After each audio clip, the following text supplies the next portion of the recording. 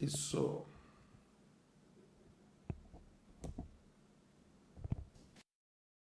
Já já vamos ter uma conexão com o Silmar aqui.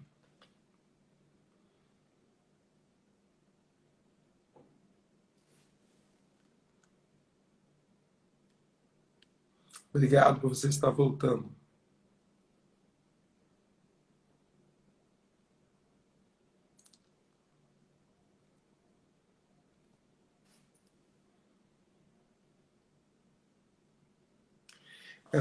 Esse começo de live é sempre assim, até o outro se conectar, a gente vai ajustando, mas já já tudo segue ao normal.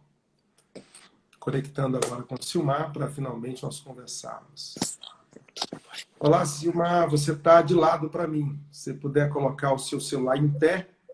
Ah, de pé, ok. Isso.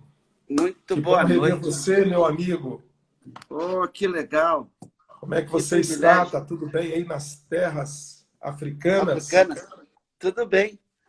Aqui não tem a comida Saudade de boa que você. tem de Vitória, mas é bom aqui também.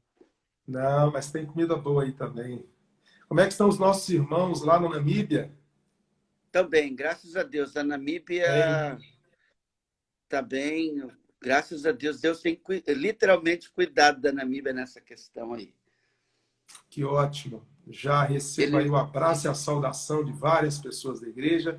E a nossa live não é para falar sobre a Covid, como é que tá, mas é difícil não te perguntar isso. Se você puder nos dar um panorama de como é que tá tudo por aí, só para a gente ter uma ideia, tá. será bom Olha, e depois nós vamos entrar na nossa conversa. não, muito obrigado, pastor. Em primeiro lugar, deixa eu agradecer a toda a igreja aí por tudo que vocês têm feito por nós. Né? Obrigado mesmo por todo o apoio, as orações de vocês, as ofertas, e muito obrigado mesmo. Ainda hoje, aqui já são 1h da manhã, passado já. Ainda hoje estive conversando com o Alois, lá na Namíbia, com o Matuz, eles estão indo bem. A Namíbia não tem tem 16 casos na Namíbia, mas nenhum óbito. Né? Graças a Deus. Todos os que foram afetados já saíram ilesos, né? E aqui na África do Sul é que a coisa está um pouquinho mais complicada, já passou de 5.000 casos e os óbitos foram 103 no país inteiro. Uhum. Ok, que Deus abençoe aí e tenha, amigo, todo o cuidado que é possível ter para poder se resguardar. Essa doença é muito traiçoeira, infelizmente, e o mundo todo ainda está tentando achar um caminho seguro para lidar. Uhum. Mas está bem melhor do que a gente aqui. Nós estamos orando por você. Eu sei que você tem orado pelo Brasil, nessa caminhada que nós estamos fazendo. Eu quero te Amém. agradecer também por essa disponibilidade de interromper seu sono para conversar conosco. Quero dizer para todo mundo aqui que está conosco na live que eu sugeri, ó, Silmar, se você quiser, nós podemos mudar o horário da live. Ele, não. Pode deixar no horário, eu vou levantar. Isso mostra o coração do Silmar, o carinho, ele sempre tem essa disposição, um ânimo imenso. A experiência que eu tive com o Silmar lá na África, de andar para cima e para baixo, e ver, é muita energia que esse caboclo tem. Muita energia, muito especial. E eu queria justamente, Silmar, ouvir você, para você partilhar conosco de uma maneira muito especial. Você já fez isso estando presencialmente na nossa igreja, mas a nossa igreja vem mudando bastante, muita gente chegando, e alguns talvez não conheçam você tão de perto. Eu queria muito aproveitar a nossa live, então, para nós ouvirmos você. Você completou 25 anos, né? De África. 26 já. É esse o número mesmo? 26 25? agora. Então, Foi. Nós viemos para cá 26 no esse dia ano. Quer dizer, 22. Chegamos aqui no dia 23 de abril de 94. 26 anos. você tem mais tempo de África do que a idade de algumas pessoas que estão te ouvindo, bem certamente. É muito tempo. Então, Um assim, tempinho. ô Silmar, fale para nós, qual foi o seu primeiro impacto ao ir morar na África, onde você morou e o que você viu? E o que você viu, te apaixonou ou te assustou? Ok. Bom, eu tinha já um chamado para vir para a África desde 1990. Então, eu ainda fui trabalhar como missionário pela Jocum no Amazonas, fiquei lá quase um ano. Depois, em 91, conheci a Ana Ruth num retiro de carnaval da Igreja Batista Filadélfia, lá em Porto Alegre. Começamos a namorar logo em seguida, noivamos, casamos em 92, mas eu já tinha um chamado para vir para a África. Em 93, eu vim para cá até tinha alguns irmãos aí da Igreja Batista Praia do Canto, o Jefinho. Jefinho estava com você, né? Jefinho, a sogra dele, a irmã Eulália, e tinha mais um ou dois, eram 3, se eu não me engano, aí ou 4 aí de Vitória. Mas nós viemos para Joanesburgo, depois fomos até o Zimbábue, ficamos aqui mais de 2 semanas, se eu não me engano, foram 21 dias a turnê toda, e já me apaixonei naquela visita apenas experimental. Daí voltei para o Brasil em 93, isso, né, setembro, e falei para a Ana, olha, pode fazer as malas, pode pedir a tua demissão na empresa e que nós vamos para a África. E daí, no ano seguinte, a gente fez um programa direitinho para vir no mês de abril. Todo mundo dizia para mim que na época não havia tanta informação, tanta mídia como a gente tem hoje, e eu achava que a eleição na África do Sul seria na primeira semana de abril. Só que na primeira semana de abril foi onde eles decidiram uma outra coisa na África do Sul. E compramos a passagem, então, para vir para cá no dia 22 de abril, chegamos aqui no dia 23. Quando chegamos na África, é que nós ficamos sabendo que as eleições, onde Nelson Mandela se tornou o presidente da África do Sul, iria acontecer dali uma semana só, que foi, no caso, no dia 28 de abril. Aquela primeira semana foi assim, eu não digo terrível, mas foi assustador, porque nós estávamos numa periferia de Joanesburgo, na localidade de Germiston, aguardando ainda o visto para poder entrar na Namíbia, que na época a Namíbia ainda não tinha embaixada no Brasil, nós tínhamos que vir para a África do Sul para conseguir o visto de trabalho para entrar na Namíbia daqui. Então, naquela época, uma semana antes das eleições, tinha muitas bombas, muitas explosões, ataques e tudo mais. Eram mortes aqui, mortes ali, assaltos, arrombamentos. Assaltaram um supermercado enorme perto de nós, um Pick and Pay, e soltaram uma bomba no aeroporto de Joanesburgo. E assim que a Ana Ruth disse, olha, quem sabe a gente vai embora antes da eleição. Eu disse, mas a gente veio com passagem só de vinda. Na época, a gente comprava passagem só de ida. Eu digo, não tem como voltar. O dinheiro só deu para vir, não tem como voltar. E daí aconteceu as eleições e depois tudo voltou ao normal, a igreja toda orou, todas as partes, e voltou ao normal. 2 meses depois, nós conseguimos um visto para a Namíbia. Em junho, na verdade, no dia 11 ou 12 de junho, nós entramos na Namíbia. Atravessamos o deserto, eu lembro que era muito seco no inverno, mas muito frio de madrugada. Fomos de ônibus, né? 2.000 quilômetros de Joanesburgo para Windhoek. E chegando na Namíbia, eu não sabia falar inglês, a Ana entendia um pouquinho, mas eu sabia, por exemplo, o que era um exit, o que era alguma coisinha só toilet.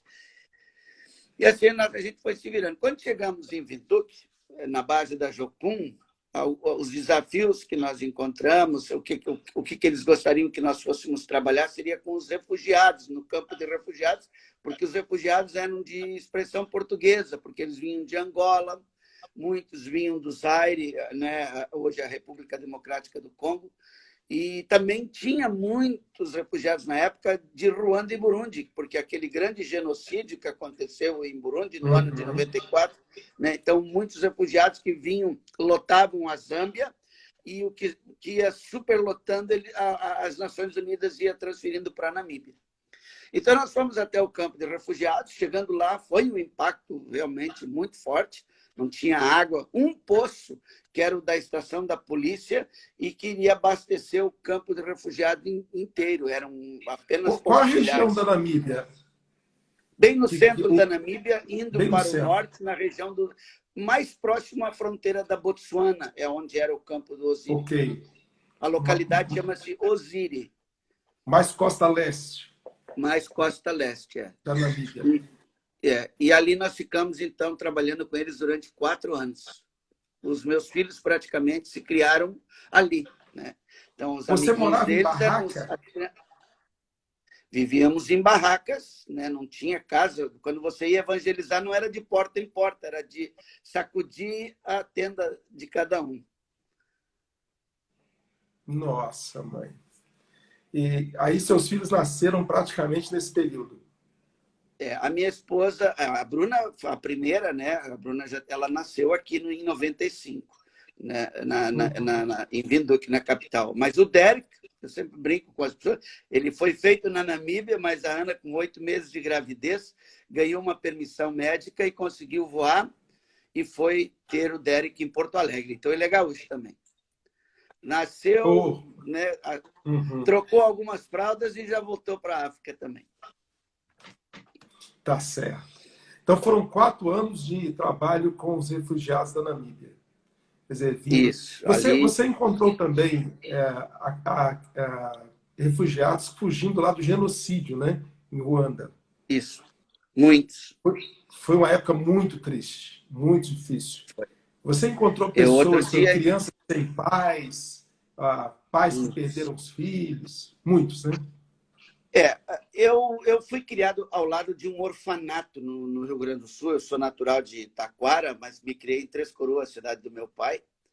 E do lado da casa do meu pai tinha um antigo hospital abandonado que alguns missionários que vieram do Canadá evangelizar os alemães ali na região do Vale dos Sinos, Vale do Paranhama, e eles abriram um orfanato.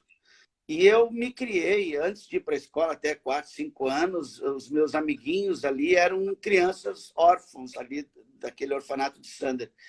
E eu sempre tive assim quando eu me converti, eu sempre tive assim um coração voltado. Eu digo, olha, o dia que eu for missionário, talvez eu não vá ter um orfanato, mas eu quero estar envolvido com trabalho com crianças e poder ajudar crianças necessitadas. E aconteceu, natural, assim, a gente veio as creches começaram no campo de refugiados. A primeira creche que nós abrimos foi a creche Kindergarten Flower in the Desert. As crianças, a creche Flor no Deserto. E a creche começou praticamente assim.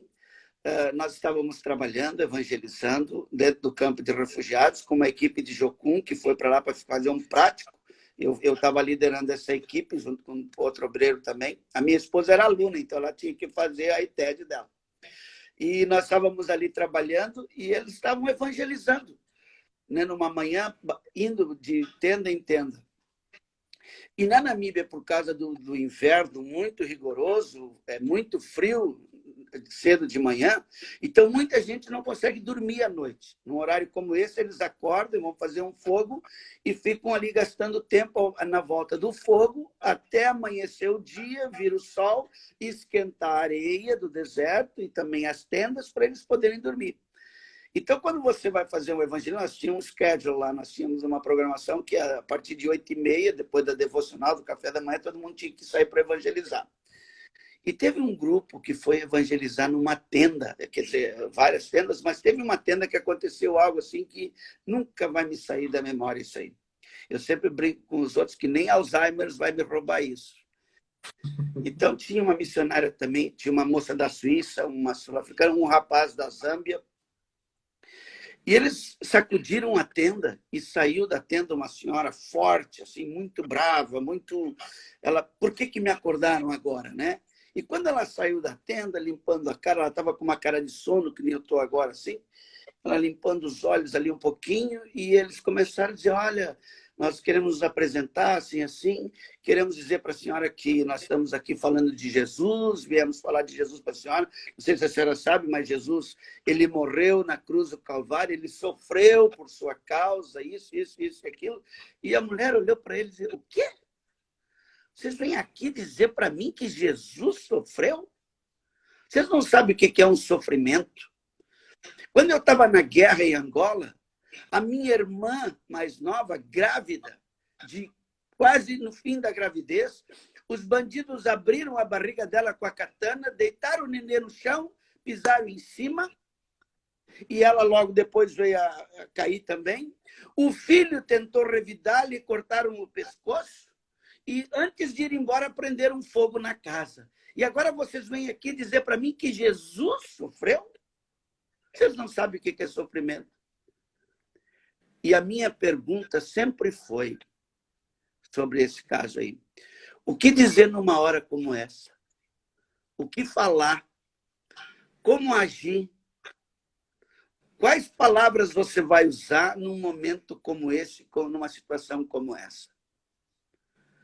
E ali, depois, uma das moças deu um abraço nessa senhora, e ela, talvez, depois de muito, muito tempo, recebeu um abraço literalmente carinhoso, amoroso, sem segundas intenções, sem alguma outra razão por trás. Ali ela se sentiu amada, passou aquele momento de raiva, de nervosismo, de coisa e tal. Mas, para encurtar o testemunho, essa senhora se tornou depois a nossa maior evangelista no campo de refugiados. Nós tivemos vários obreiros que foram batizados, preparados, ensinados. Hoje nós temos obreiros no sul da Angola, que nem o Alain e outros, né? Mas essa senhora, ela se encarregou de trazer mais da metade dos crentes, das pessoas que se converteram. Eu lembro do caso de alguns jovens que ela trazia, quando eles vinham para o culto, eles estavam lá na conversa, e senta aqui e escuta o que o padre tem para te falar. Que legal. É realmente uma situação muito diferente do que normalmente a gente encontra aqui. Um país em grave necessidade, gente vinda de guerra, há muita violência, e isso nos coloca diante de um drama que exige muito de nós. Exige que a gente tenha, de fato, uma graça de Deus para poder olhar, responder, estar presente ali. 4 anos, então, nessa primeira experiência no campo de refugiados. Nós temos 22 anos pela frente. Como é que foi, em linhas gerais, o lugar e as suas experiências, como é que elas se desenvolveram a partir daí até esses 26 anos chegarem? Bom, depois de 4 anos, nós não conseguimos renovar o nosso visto de trabalho. Dali, nós tivemos que sair, viemos para a África do Sul, nessa localidade de Germiston, ficamos, então, cuidando, pastoreando a Igreja Batista de Germiston, que foi uma igreja fundada pelo pastor Ronald Rutter, que é um professor do seminário Seminário do Sul aí no Brasil, Seminário Batista no Rio de Janeiro. E ele me influenciou muito, ele me abençoou muito, me ajudou muito e me ensinou muitas coisas da África que hoje eu dou graças a Deus pelos bons ensinamentos do pastor Rutter sobre a minha vida. Mas ainda hoje nós temos um contato muito forte com Ruanda. Eu vou relatar aqui um pequeno testemunho também. Naquela época, a grande maioria dos refugiados eram angolanos. Depois as guerras foram acabando. Em 2002 morreu o Jonas Savimbi, que era o líder da UNITA, os rebeldes da Angola. 2003. E 2003 ele faleceu, em fevereiro, se eu não me engano. E daí os refugiados começaram a voltar para Angola. Mas entre os refugiados de Ruanda, teve um caso porque a grande maioria deles eles eram muçulmanos. E tinha um, que o nome dele também é Alois, muito alto, ele era um Tutsi. E os Tutsis é aquela tribo que os Hutus tentaram eliminar, tentaram apagar do mapa, né? Então, os Tutsis é que fugiam para tentar ser refugiados nos outros lugares. E teve um rapaz, o Alois, a esposa dele era filha de uma mulher crente. Mas ela casou com ele, muçulmana, então automaticamente ela tinha que ser muçulmana também, e o filho, o nenê também. E teve um dia que eu estava dando um seminário para os refugiados, no campo de refugiados, fazendo o treinamento de líderes, e eu estava falando sobre a vida em Jesus, tal, explicando, esmiuçando para eles o caminho, a verdade, a vida e tal, tal. E ela ouviu a mensagem porque a tenda dela estava bem ao lado do centro, onde a gente estava na igreja. E ela falou para ele, olha, ele aqui está falando como a minha mãe falava. Por que ela não poderia vir a mim porque era esposa de uma outra religião, ela não podia, ela não tinha essa permissão de vir conversar comigo pessoalmente. Ela pediu para ele, e ele, como pai e marido, veio falar comigo na manhã seguinte. pastor, olha, a minha esposa ouviu isso, isso, isso. Eu queria que você me explicasse um pouquinho melhor sobre esse negócio de Jesus Cristo, o caminho, a verdade e a vida. E eu fui dar a minha caminhada na volta do campo, levei ele para caminhar comigo. E ali eu fui explicando o plano da salvação de Jesus, de Deus, através de Jesus. E quando nós terminamos a nossa caminhada, ele tinha entendido o evangelho. E eu perguntei para ele se ele queria aceitar Jesus como Senhor e Salvador da vida dele. Ali ele tomou uma decisão, ele se converteu, orei com ele. Semanas depois, para encurtar um pouquinho também, eu estava de volta no campo de refugiados, fazendo os trabalhos. Na sexta-feira, quando eu estava voltando para Vinduque, a Ana agora estava em Vinduque, grávida do Derek. E eu não tinha WhatsApp na época, não tinha telefone celular, não tinha como avisar. Mas eu tomei uma decisão assim meio que impetuosa, do meu feitio, assim, do meu estilo. E levei o Alois, a esposa e o nenê para casa. E cheguei em casa, minha esposa grávida, com a Bruna pequenininha, esperando que eu chegasse em casa para ajudar nas atividades domésticas e tudo mais. Agora eu chego com mais 3 pessoas. Eu não quero aqui entrar nos pormenores, se sabiam, se não sabiam usar um banheiro, se sabiam como usar um chuveiro ou não, o que aconteceu. Eu sei que foram dias assim, onde eu tinha que, com uma mão, com um olho, com um ouvido, dar toda a atenção para os refugiados, meus recém-convertidos, e com outra, dar atenção para minha esposa, para o nenê e para o nenê que está vindo também. Foi assim um pouco tenso, mas no sábado eu fiz o batismo, o Alois foi batizado, ele e a esposa, e na segunda-feira eu levei eles de volta para o campo de refugiados, e encurtando assim um pouquinho, o Alois se tornou um grande líder. Ele fez um seminário lá com o pastor Udo, na Namíbia, se formou. Hoje ele está de volta em Ruanda. Outro dia, já faz um tempinho, eu recebo uma ligação do pastor dizendo, olha, o Alois está à tua procura. Eu nunca mais tive contato com ele. Aí agora eu tenho, então, um contato com ele e ele me chama para eu visitar Ruanda. Quando eu chego lá, ele tem 6 congregações. Um lindo trabalho, um belo pastor. E isso aí é emocionante. Isso, quando eu lembro disso, eu agora ontem ainda há poucos dias até falando com eles em Ruanda, eu estou para ir lá. Ruanda hoje é o país que tem o lockdown mais strict, como é que chama? Mais severo.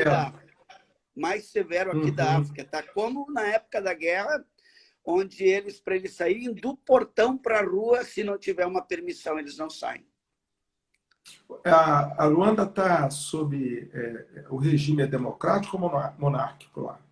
Não, é democrático, quer dizer... É democrático? Mas eu mesmo acho assim, que é democrático. a orientação, na verdade, isso é uma lei marcial, então, estabelecida para restringir o lockdown. Para quem está nos ouvindo e não assimilou o termo, lockdown, pessoal, é a quarentena que nós estamos vivendo. Um lockdown, parou. Então, está nesse nível. Ok. Embora Ruanda hoje seja um país, assim, do ponto de vista social, esteja muito bem, né? Saiu daquele genocídio e evoluiu bastante, né? Hoje eu acredito, isso é a minha opinião também, como de vários amigos meus que conhecem, que trabalham lá, talvez Ruanda hoje esteja no melhor patamar assim, de desenvolvimento econômico, infraestrutura, tanto de hospitais como a educação. Por exemplo, as crianças de 12 para 13 anos, quando vão para a escola, cada uma tem que levar o seu laptop junto, o seu computador de mão junto. Senão não entra na sala de aula. Quer dizer, isso é o que eu tenho ouvido deles, lá do Alois, deles na escola onde eles vão. Mas você passa, por exemplo, quando você chega em Kigali, no aeroporto, se você tiver uma sacola de plástico na mala, você tem que declarar, porque não entra plástico, não entra garrafa PET, não entra nada. Só mesmo coisas que podem ser não reciclável, que vira adubo, ou coisa que é praticamente orgânica.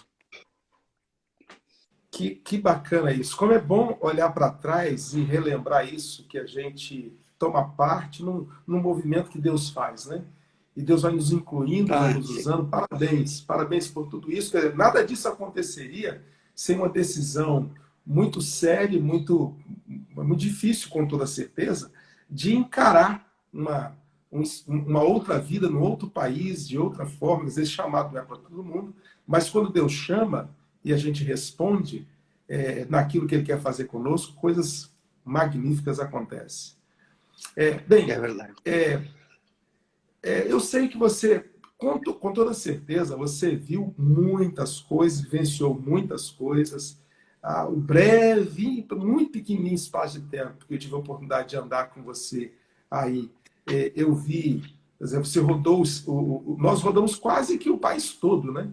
Em 2 semanas, rodamos muito dentro da Namíbia. 5.000 E é quilômetros, pelo interessante. menos.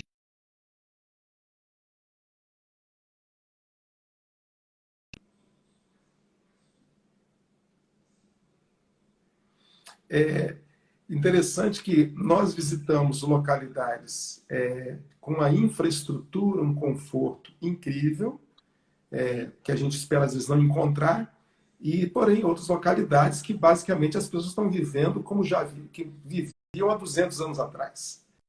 Os dois extremos, né?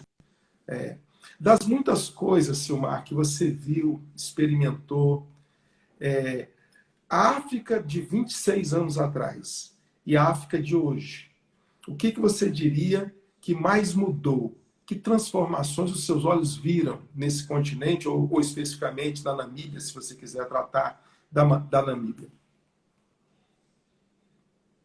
Eu acho que a infraestrutura, não, a modernidade.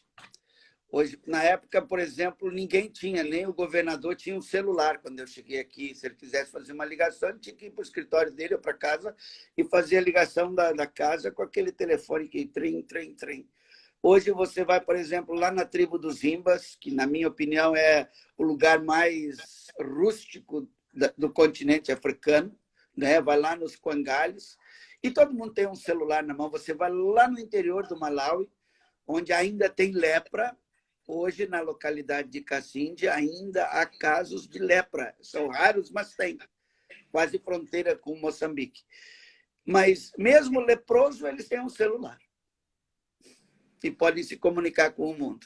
Essa é o que eu tenho visto de diferente. Você fez um trabalho muito interessante, você tem feito, né? Especialmente em duas áreas, porque, às vezes, quando a gente fala do missionário, a noção das pessoas é que o missionário está lá e ele vai cuidar exclusivamente de informar as pessoas que elas podem ter um destino eterno diferente, que elas vão ser salvas em Jesus. Mas o seu trabalho tem também alcançado. Você tem mexido na questão do saneamento básico na vida das pessoas, e você tem mexido também na agricultura, porque eu aprendi com você que o africano, na região da Minas, muitos não tinham hábito, inclusive, né, de uma alimentação com verdura, plantou hortas, e você também fez projetos de mais cuidado com o saneamento básico, fundamental. Conta um pouquinho para a gente como é que foi essa experiência, por que que isso veio para você, como é que tem sido isso?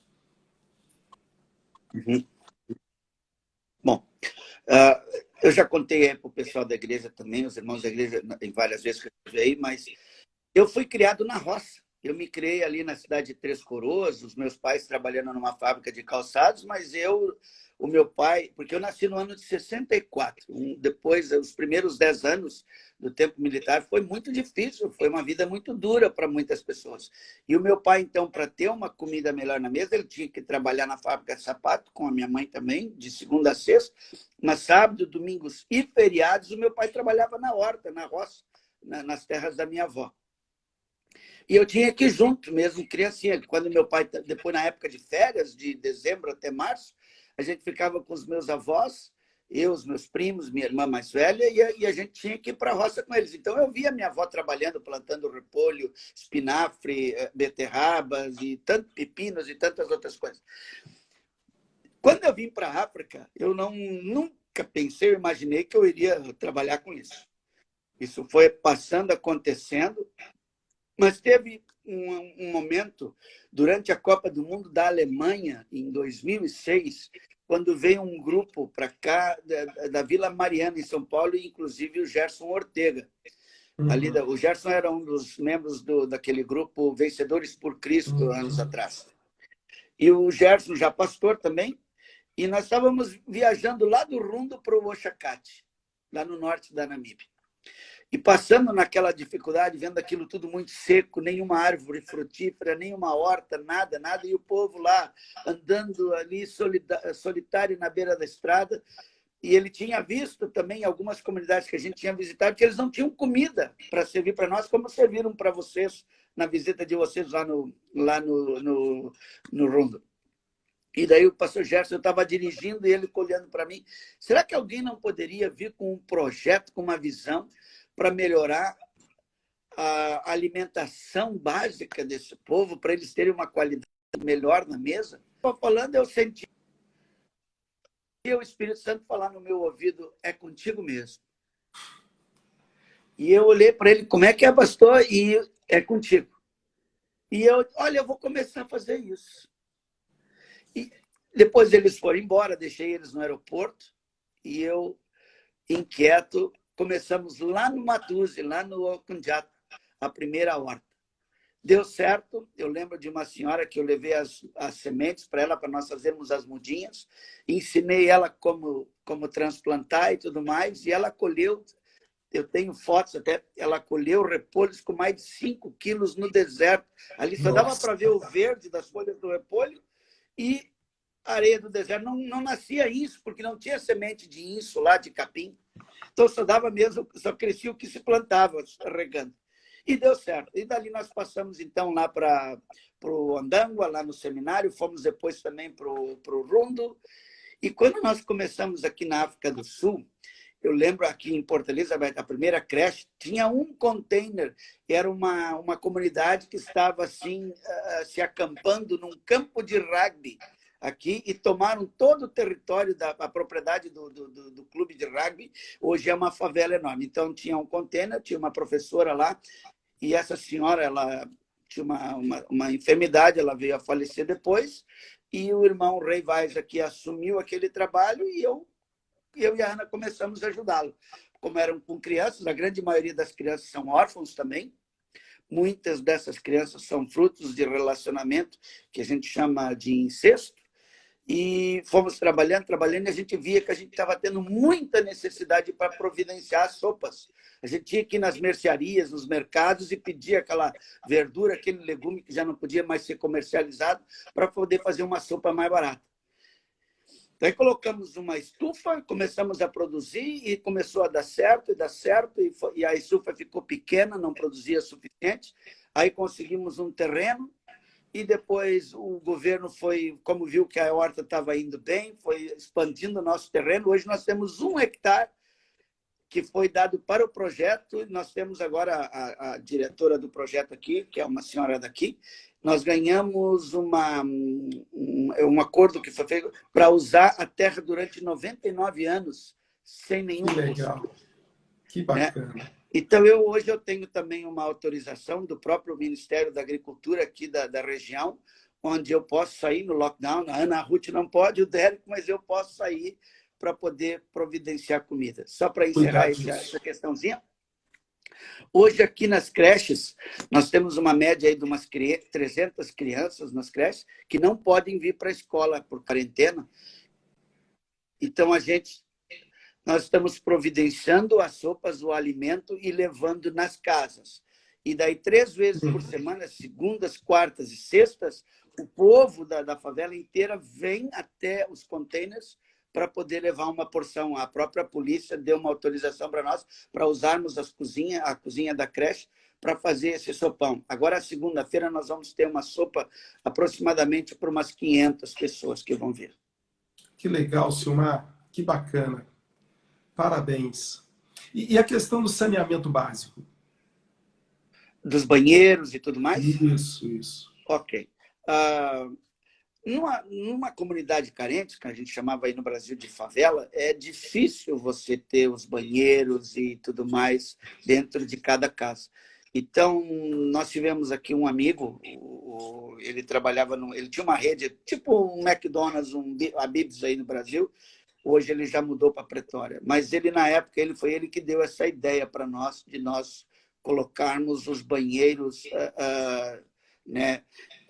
É um kit que vem, são 13 peças, é um engenheiro sul-africano que bolou isso lá em Joanesburgo, e ele é subsidiado para os trabalhos assim, tipo missionários, igrejas e tudo mais. Então, nós temos furado, né, banheiros, que nem na creche, nós temos um banheiro para as moças, para as meninas, para os meninos e também para os professores. Isso reduz em muito o problema da saúde, né? As doenças oportunistas. Quer dizer, se associa uma alimentação mais balanceada, com o mínimo de cuidado, de higiene, né? Porque, bem certamente, deveria haver muita contaminação de cisternas por conta de não haver nenhum cuidado com a questão do banheiro, a fossa e tudo mais. Eu estava ainda ontem conversando com a Ana, desculpa lhe interromper, estava falando ontem, não, esses dias atrás. Quando nós chegamos ali no trabalho das creches, nós tínhamos que andar na volta dos containers, né, quando a gente estava cuidando das crianças, cuidando onde é que pisava, porque em tudo que é lugar tinha alguma coisinha que as crianças iam usando a volta por trás dos containers como banheiro, né? E ali foi então que veio, não, nós temos que fazer banheiros aqui. Não tinha como fazer dentro dos containers, né, porque não tinha todos os equipamentos. Então nós começamos a furar esses buracos e colocamos esses banheiros. Hoje você passa na volta dos containers, está tudo limpinho. Dentro da propriedade, dentro do terreno da creche, não tem um papelzinho de bala lá. Que maravilha. Muda, o evangelho é importante, né, a gente sublinhar isso. O evangelho, ele cuida muito mais do que apenas da alma, do espírito, né? Ele é uma transformação de mente, há uma dignidade que ele nos chama a ter, e é muito bonito ver que o seu ministério tem tido essa amplitude, ela é muito necessária. O valor da vida das pessoas, um menino desse, um menino filho, uma criança, filho de um incesto, é uma condição de vida complexa demais, difícil. A dignidade, às vezes, na roupinha dele, no calçadinho, na comidinha que ele vai comer, ele se construa numa identidade mais saudável. Parabéns, Deus abençoe, continue te usando muito nisso. Agora, Silmar, a minha pergunta é a seguinte. Obrigado. A sua presença aí tem mudado a vida de muitas pessoas, né? 26 anos, aí eu pude ver um pouquinho disso. Quando você começa a citar o nome do Alois, vai me lembrando os encontros, como foi um tempo muito interessante. Espero que ele seja reeditado em algum instante. Mas e você? Em que a África mudou o Silmar? O Silmar tem sido transformado, tem experimentado mudanças nesse lugar, com essas lutas. Como é que o coração do Silmar tem lidado com tudo isso e o que tem mudado na sua vida? Que pergunta, hein? Eu acho que eu não mudei, não. Eu acho que eu sou a mesma pessoa. Não, mas eu me sinto muito... Eu sou muito grato a Deus por tudo que Ele permitiu, tudo que Ele nos abençoou até aqui. Eu sei que quando nós viemos para cá, uma das coisas, por exemplo, eu não sabia falar inglês. Eu sabia falar alemão e o alemão é que me desenrascou, me ajudou um pouco nos primeiros meses na Namíbia para eu entrar no inglês e depois tocar para frente. Mas eu não sei nem como te responder isso aqui. Eu sou a mesma pessoa, né, que eu era antes, né? As coisas que eu tenho aprendido aqui, tenho aprendido no dia a dia. Eu sempre tenho falado também, eu estava numa conferência missionária na Alemanha, agora no final de fevereiro, e eu não sei se eu já contei aí para vocês, né? Quando eu era jovem, eu trabalhava numa fábrica de calçados e eu queria ser o almoxerife, eu já te contei isso, né? Queria ser o almoxerife de uma fábrica de calçados. E eu não pude ser porque um dos patrões disse, olha, você não pode porque você não tem a 8ª série completa. E na época tinha uma calculadora lá no almoxerifado da fábrica que você tinha que apertar assim, puxar, puxar, né? E você tinha que ser muito hábil naquela calculadora para calcular os metros de couro, os quilos de cola de sapato, a quantidade de solado para calçado. E eu não sabia fazer aquilo. E eu saí da fábrica triste por isso, e pedi demissão também. E eu estava falando na Alemanha que eu já tinha viajado por muitos países e tal, e eles viram o relatório do nosso trabalho também. E um dos irmãos da igreja, um empresário, perguntou: Silmar, você é formado em... Eu digo, olha, na época eu disse, na sétima classe, eu tenho a 7ª série. Claro que depois eu tive que fazer o supletivo, me recuperar com o supletivo e fazer 2º grau supletivo. Fiz a minha formação, meu bacharelado em teologia no Florida Christian University, lá em Orlando. Mas isso aí nada é tão importante. Mas ele disse assim, o que você seria, então, se você tivesse uma formação melhor? Eu digo, olha, se eu fosse formado em alguma coisa, eu seria o almoxerife de uma fábrica de sapato, né? Graças a Deus que eu só tinha a 7ª série naquele dia. Então, em tudo dá graças, diz a palavra do Senhor. Eu dou graças a Deus que naquele dia eu só tinha a 7ª série incompleta, porque eu tinha reprovado já pela 3ª vez, porque eu era um jovem meio rebelde, né? Eu já tinha reprovado 3 vezes a 7ª série, e graças a Deus por isso que naquele dia eu não tinha essa formação, senão talvez eu não teria vindo para a África. Mas a África, vamos dizer assim, agora eu consigo talvez já te responder melhor. A África me ajudou a ver as coisas de uma forma. Há um valor em cada vida. Por exemplo, você olha para as pessoas, você dá um valor para elas, independente do que elas têm, do que elas são. Eu lembro do Matuzzi, por exemplo, quando ele se converteu, tinha 23 anos. Matuzzi tinha 23 anos, nunca tinha usado um banheiro, nunca tinha tomado um banho dentro de 4 paredes, né? E hoje ele é um pastor, tem uma linda igreja, é um líder respeitado na comunidade, é um líder não só da igreja, mas da comunidade também. Tem uma família linda, uma esposa maravilhosa, 5 filhos criados, muito bem educados também. Então, o Alois, quando se converteu, né, já tinha sua esposa, já tinha filhos, mas tinha outras esposas também. Depois ele foi deixando essa vida de lado e reforçou bem os laços dele, com o compromisso dele com a esposa. Hoje é um bom pai, um bom marido e um belo líder na igreja também.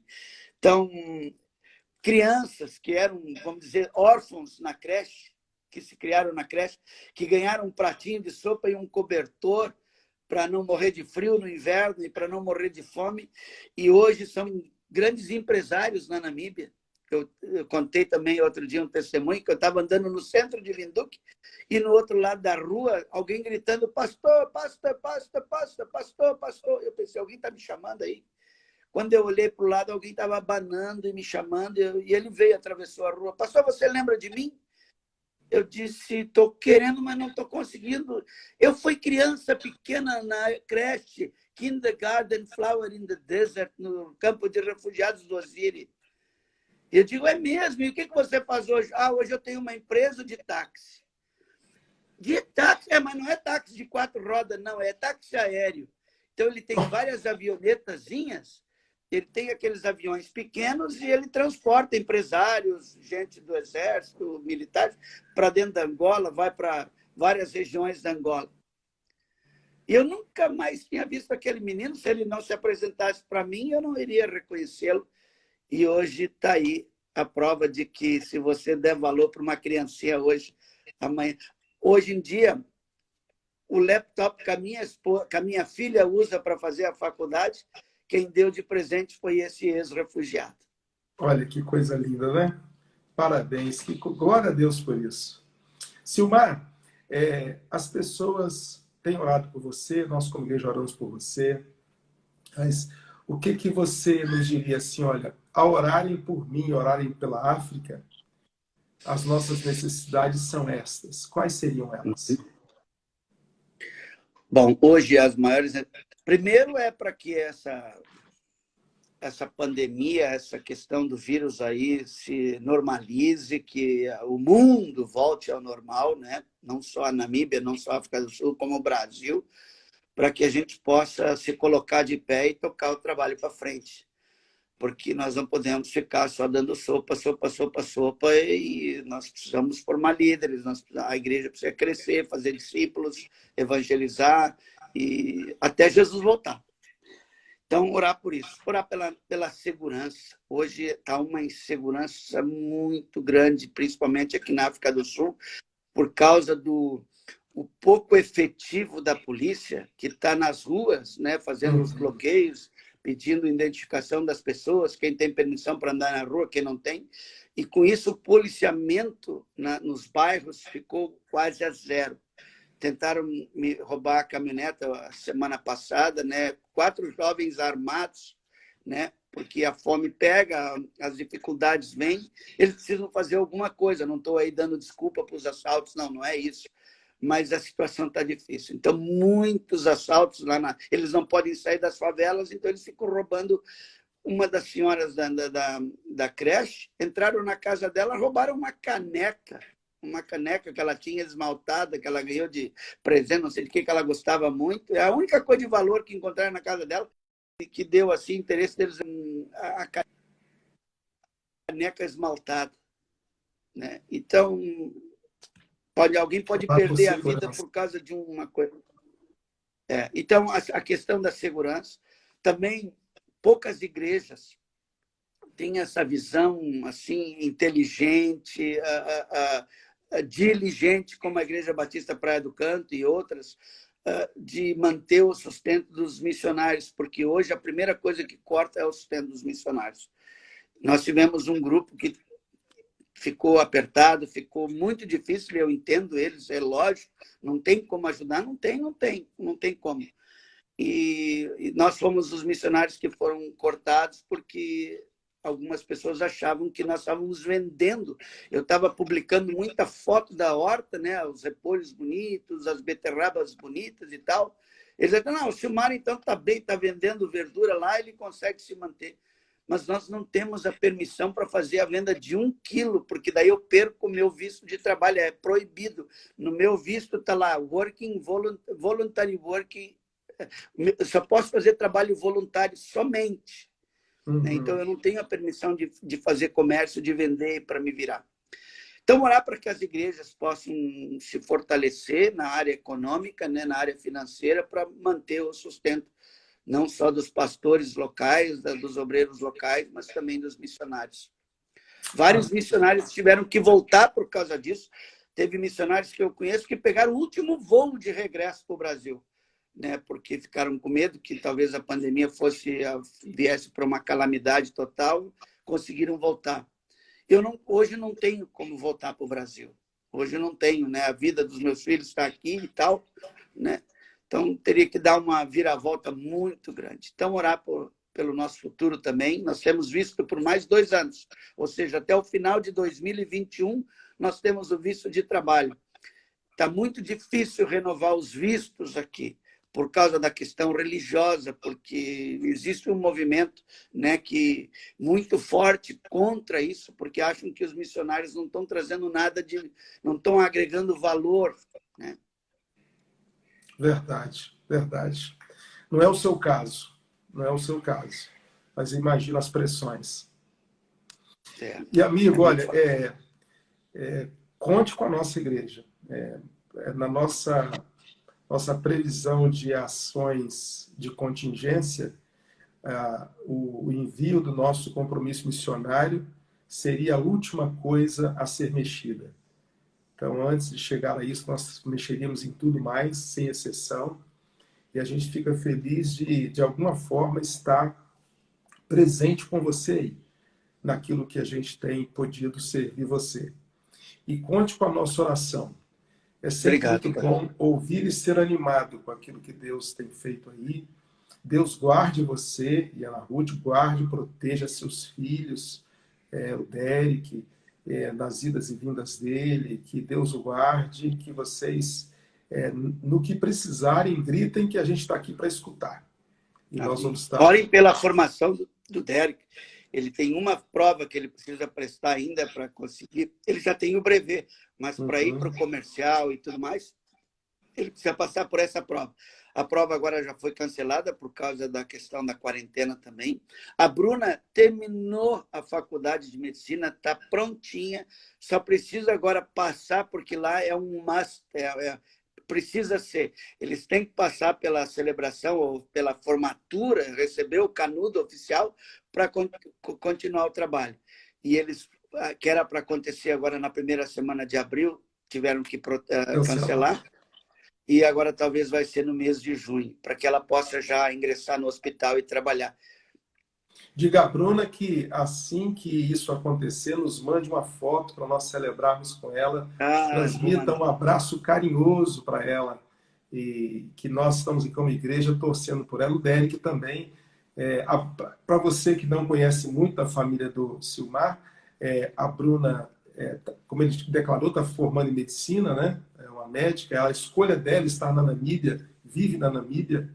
E o Derek vai para a área de piloto comercial. E Deus vai usá-lo muito nisso. Então vamos orar por eles, orar pelo Silmar, pela Ana Ruth, por essa família que, de alguma forma, não é totalmente nosso, são nossos, mas são também nossos missionários, nós estamos conectados com eles. E mantenham-os nessa. Meu amigo, que prazer ver você e poder te ouvir. Quero deixar você agora com as últimas palavras. Sempre a gente tem um limite por causa do tempo da live. Então, quero deixar com você a oportunidade de dar as suas últimas palavras e depois a gente se abraça de longe, se abraça e se sauda. E até uma próxima vez. Fique à vontade. Não, olha, mais uma vez, muito obrigado por tudo. Que bênção, que privilégio. Ontem eu fiz uma live também com um pastor lá da Igreja Batista de Queens, o pastor lá em Nova York, Aloísio. Mandou um abraço para você. Ele me ligou e disse, olha, Silmar, nós vamos fazer uma live, você poderia participar? Eu digo, posso? Que horas? Pode ser 8 horas da noite. Eu digo, para mim aqui vai ser 3 da manhã com o horário de Nova York. Eu digo, não, eu não tenho problema, eu acordo. Então hoje é segunda noite. Acumulando lives aí. Tempo que eu não falo com a Luísa. Que bom receber o abraço dele. Ele é muito querido. Ele quer estar louquinho para vir aqui nos visitar, não conseguiu. Esse ano queria vir bem a quarentena. Pois é. Mas se Deus quiser, vai chegar a hora. Eles lá. A situação nos Estados Unidos está muito difícil também. Muito pior do que a gente aqui. É muito pior.